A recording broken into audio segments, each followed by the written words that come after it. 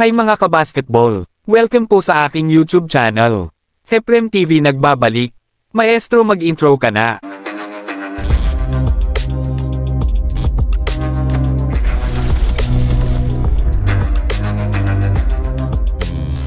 Ang Philadelphia 76ers ay nasa isang pivotal juncture habang sila ay naghahanap upang bumuo ng isang super team sa paligid ng mabigat na duo nina Joel Embiid at Tyrese Maxey.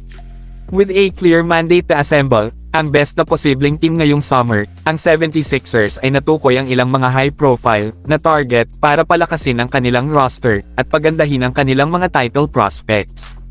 Ang pangunahin sa kanilang mga prioridad ay ang paghahangad kay Paul George na ang multifaceted skill set at playoff experience ay ginagawa siyang ideal fit bilang isang complementary third option kasama sina Embiid at Maxey.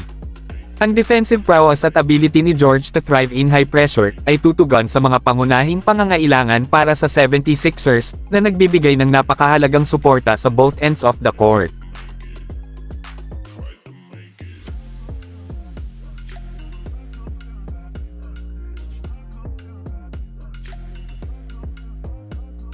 Si Jimmy Butler ay tila isa pang intriguing option para sa Philadelphia na offering a reunion kay Embiid at ang defensive na leadership at tenacity na hinahangad ng koponan.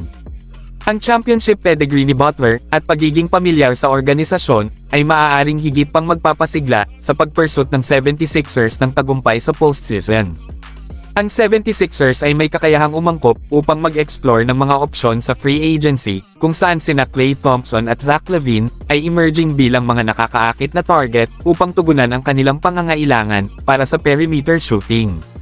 Ang elite na 3-point shooting at championship pedigree ni Thompson, kasama ang husay sa scoring prowess and athleticism ni LaVine, ay nagpapakita ng mga compelling possibilities para sa Philadelphia na palakasin ang kanilang offensibong firepower.